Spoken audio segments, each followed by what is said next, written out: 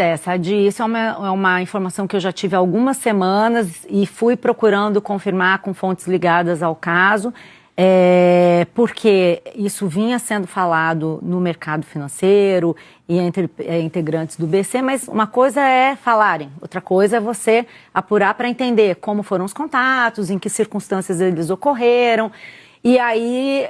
eu consegui encontrar 6 fontes que tiveram contato com essa informação, receberam essa informação de integrantes do BC e uma das fontes do próprio ministro Alexandre de Moraes, que relatou ter realmente procurado o presidente do Banco Central, Gabriel Galípolo, para discutir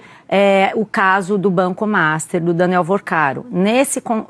Alguns contatos foram por telefone e outros pessoais, e nesses contatos, e um contato pessoal se deu numa circunstância em que o ministro Alexandre de Moraes pergunta sobre, lá em julho de 2024, naquele momento... De 24 ou deste ano?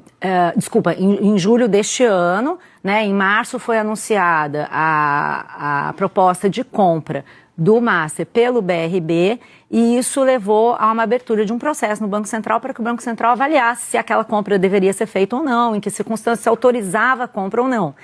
E aí, em julho deste ano, quando já havia ali, a gente até já estava publicando isso no Globo, uma questão de uma divisão entre os diretores do Banco Central sobre se autorizava o negócio ou se faria uma intervenção, porque havia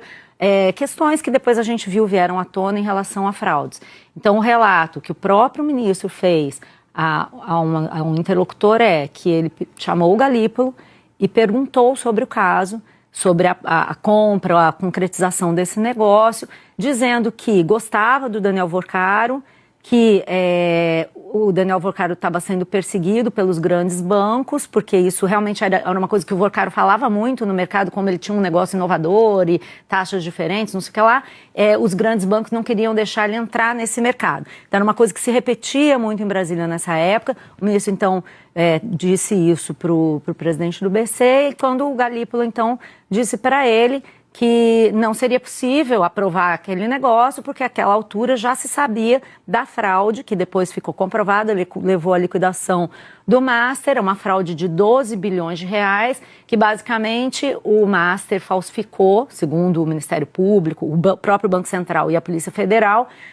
falsificou contratos de crédito que avalizariam a transferência de 12 bilhões de reais do BRB para o Master. Então, o Galípolo explicou, olha, ministro, não vai ser possível fazer essa aprovação porque a essa altura já tem uma fraude descoberta. Então, o ministro Alexandre de Moraes teria dito, bom, se tem uma fraude, não tem mesmo como o negócio ser aprovado. E logo depois, alguns meses depois, no dia 18 de novembro, a gente soube que fraudes eram essas. O Daniel Worcaro foi preso, assim como 6 outros executivos ligados do Master e ligados ao Master, e o banco da Master entrou em liquidação. Hoje essa fraude está sendo investigada, está sendo aprofundada pela Polícia Federal, pelo próprio Banco Central.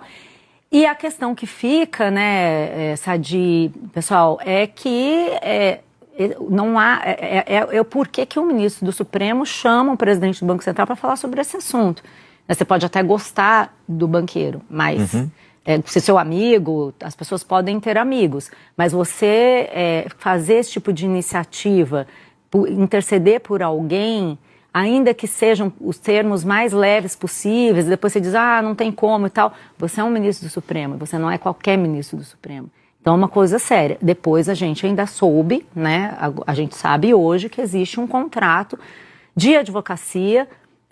feito com o escritório da mulher do ministro Alexandre de Moraes, a Viviane Barsi de Moraes. Foi um contrato feito em janeiro de 2024, então na época desse contato, o contrato estava válido para que ela atuasse em diversos órgãos de Brasília, do Executivo, do Legislativo e do Judiciário. Então, até o contrato fala, defender os interesses do Master e dos seus controladores perante a Receita, a Fazenda Nacional, o CAD, o Banco Central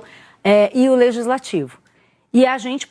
tem procurado, fizemos vários pedidos de lei de acesso à informação para tentar achar onde a Viviane Barsi de Moraes exerceu essa advocacia. No Banco Central, segundo a informação fornecida via lei de acesso à informação, ela não apresentou nenhuma petição, não pediu nenhuma reunião, não esteve com ninguém, não entrou em nenhum, como parte em nenhum processo. No CAD, que é o Conselho de Avaliação, Conselho de Defesa da Concorrência, também não tem registro da atuação dela lá, embora o CAD tenha avaliado a compra do Master pelo BRB, inclusive aprovou um negócio, porque do ponto de vista de concorrência, 2 bancos muito pequenos, não houve problema. E nós estamos esperando as respostas de outros órgãos que a gente fez via lei de acesso para tentar entender onde exatamente se deu a atuação da Viviane. A atuação do ministro, a gente está vendo qual foi, por mais que tenha sido uma conversa imprópria entre 2 agentes do Executivo que têm ali seus papéis a zelar, e é isso que a gente está expondo aí. Acho importante dizer que foi uma apuração feita ao longo do tempo, com várias pessoas que tiveram essa informação, de integrantes do Banco Central, no caso, uma delas do próprio ministro, e eu tive a preocupação de cruzar as informações para entender como que isso se conectava. Sempre é possível que as pessoas possam estar te passando uma informação para